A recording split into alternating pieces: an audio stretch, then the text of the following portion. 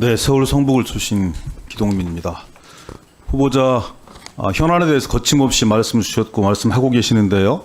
현역 의원으로서 국방부 장관 후보자로서 국무위원 후보자로서 진실되게 말씀해 주십시오. 새벽에 이재명 대표에 대한 구속영장이 기각되었습니다. 400여 차례 압수수색, 대통령까지 나서시고 여당인 국민의힘, 법무부 장관, 검찰 총동원해서 열심히 수사했지만 사실상 완패했습니다. 여기에 대해서 국민의힘 대변인이 뭐라고 논평하신지 아십니까? 개딸에 굴복한 법원 판결이다 이렇게 얘기했습니다. 집권 여당이 사법부의 판결을 존중하지 않고 있습니다. 어떻게 생각하십니까? 존경하는 기동민 의원님, 제가 현직의 의원이었으면 제가 의견을 거침없이 말씀 주셨잖아요. 타당한 접근이니까 적절합니까? 이런 논평이? 제가 국방부 장관 후보자로서 적절합니까? 국무위원 후보자잖아요. 네, 그래서 정치적 판단은 하지 않겠다는 말씀을 드리겠습니다. 정치적 판단을 하지 않아요?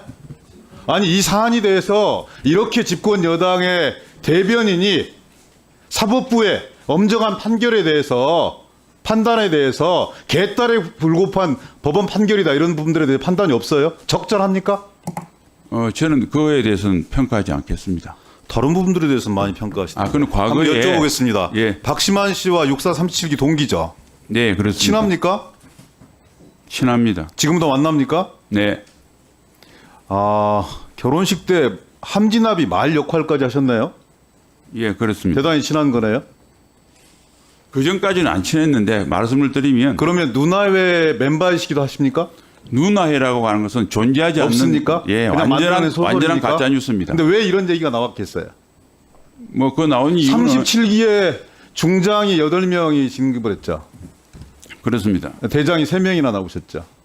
그리고 특별히 네. 친한 그 신원식 장군께서도 주요 보직들을 다 거치셨고 여러 가지 구설들도 있었고 이게 박지만 전 회장과의 어떤 친분 관계 작용했다고 보십니까? 저는 그게 절대 아니라고 생각하고요. 네, 알겠습니다. 예, 제가 저보다 훌륭한 동생이 많아서 세 분이 대장이 됐고 저는 그분이 중간에 부족해서- 차별을 받으셨다 이런 말씀이신데 그건 또 다른 차원의 문제니까요. 예. 유승민 전 대표 네, 지금 만나십니까? 안 만납니다. 왜 안 만납니까? 유승민 대표의 관계를 제가 이게 말씀드리기가 그거는 적절치 않은데. 한때는 여야를 통틀어서 가장 훌륭한 대통령 후보라고 얘기하지 않았습니까?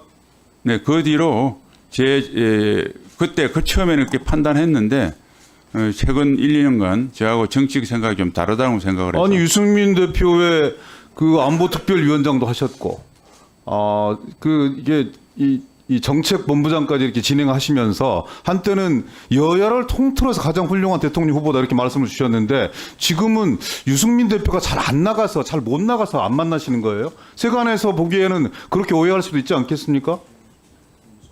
그럼 또 물어보겠습니다. 김용현 경호처장 친합니까?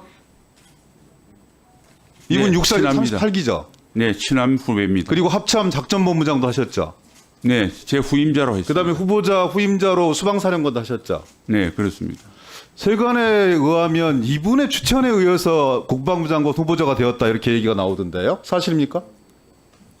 사실이 아닌 걸 알고 있습니다. 사실이 아니에요? 네. 뭐 또 더 나가 보면 이번에는 형님이 하시고 다음번엔 제가 하겠습니다 이런 얘기까지 떠든다는데 사실입니까? 그야말로 가짜 뉴스입니다. 가짜 뉴스예요? 네. 가짜 뉴스가 생성되는 그 이유가 있을 거예요. 가짜 뉴스라고 단정을 하셨으니까 그 이유는 뭐냐면 김용현 처장과 이분이 제가 보기에는 어떻게 보면 국가안보 분야까지 상당한 영향력을 미치는 분으로 알고 있는데 이 후보자와의 각별한 인간관계 이런 부분까지 포함하면 당연히 이분이 중간에 뭔가 역할을 하지 않았겠냐 이런 게 합리적 의심이라고 생각되는데 추론이라고 생각되는데 동의하지 않으세요? 뭐 호사가들이 뭐 그렇게 부를 수도 그런 이야기를 만들어낼 수도 있겠지만 전혀 사실이 아니고. 그래요? 그러면 네. 윤석열 전 대통령에 대해서 대단히 박한 평가를 하셨었잖아요. 다시 못 들었습니다. 윤석열 대통령에 대해서 후보자 시절에 그리고 대통령으로 취임한 이후에도 대단히 박하고 인색한 평가를 갖고 계셨잖아요. 후보자께서. 그것도 부정하십니까? 네, 한때는 유승민 대표가 확인했듯이 군 미필자는 대통령 자격이 없다 이런 말씀까지 하셨잖아요. 네, 그런 말을 한 적이. 근데 지금도 그 생각 유효합니까? 아니면 생각이 바뀌었어요? 아니 그 생각은 유효하고. 그럼 윤석열 대통령은 군 무필자니까 뭔가 그 대통령 자격이 없는 거네요? 유효하시다면?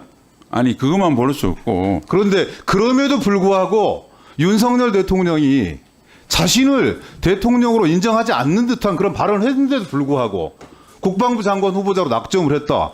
뭔가 이유가 있는 거 아니겠습니까? 그 과정에서 김영현 경호처장의 역할을 했다. 이렇게 접근하는 게 완전히 가짜 뉴스예요? 매개고리가 있을 거 아니에요. 유승민 대표하고 그렇게 친했는데 관계가 단절이 되었고 이제 그렇게 비판을 맞이했던 윤석열 대통령과 얼마나 가까운 관계로 발전했기에 지금 일국의 현역 신분의 의원이 국방부 장관 후보자로 낙점될 수 있겠는가? 국민들이 보기에는 좀 이상하지 않겠습니까? 안 그래요? 존경한 기동민 의원님 질문을 다 하시고 제가 설명을 하는 게 낫겠습니다. 중간에 말을 하시죠. 그러면 예, 전광훈 목사하고는 친합니까? 친하지 않습니다. 그런데 그분한테 용장이라고 그랬잖아요. 그분이 장수입니까? 용감한 장수예요? 왜 그런 평가를 하십니까? 제가 용장이라고 한 평가를 했는지는 아이고 워낙 많은 말씀하셨기 때문에 200개의 그 말씀 중에 하나였기 때문에 기억하지 못할 수도 있다고 생각합니다. 네, 네. 그렇게 말씀하셨어요. 네, 이런 네. 과정들을 봤을 때 이렇게 오해할 수 있을 것 같아요. 만약에 그 후보자께서 이런 평가를 받는다면 억울하시겠지만 박지만에게는 박지만이 원하는 방향으로, 유승민에게는 유승민이 원하는 모습으로, 전광훈에게는 전광훈이 원하는 모습으로, 윤석열에게는 윤석열 대통령이 원하는 모습으로 충성하려고 하는 거 아니냐. 이제 그러지 않으셨으면 좋겠다. 국민들한테 충성하는 신원식 후보자를 보고 싶다. 이런 주문에 대해서 어떻게 생각합니까? 예, 국민들이 원하는 모습으로 하겠다고 하는 기동민 의원이 충정 어린 제언에 대해서는 제가 100% 수용합니다. 그런데 제가 앞에 있는 여러분을 언급하면서 맞췄다고 하는 것은 제가 그는 감히 사실이 아니라고 말씀드리고 싶고, 사람의 어떤 행동이나 생각을 뭐 이렇게 드러내 보일 수 없으니까 제가 참 답답합니다만, 저는 우리 기동민 의원님께서 3년 반 동안 저를 지켜봤는데 제가 그 정도로 세파에 여기 가고 저기 가고 한 모습을 안 했다고 생각하는데, 그렇게 평가하셨으면 제가 잘못이 있다 부득이 소치로 보고 앞으로 그런 한 점의 의혹도 안 되도록 행동에 신중을 기하겠습니다. 다시 한번 제가 신원식 후보자에 대해서 네. 상당한 평가를 가지고 있는 사람입니다. 네. 지금도 그걸 의심하고 싶지 않습니다. 다만 세간에서 이런 질타와 비판과 평가가 있기 때문에 청문회 장에서 후보자께서는 감추지 않고 명명백백하게 사실대로 말씀을 주셔서 국민적 동의를 보여야 될 그런 의무가 있다. 독하게 질문하겠습니다. 독하게 답변하십시오. 예, 수고하셨습니다. 다음은 이채익 의원님 질의해 주시기 바랍니다.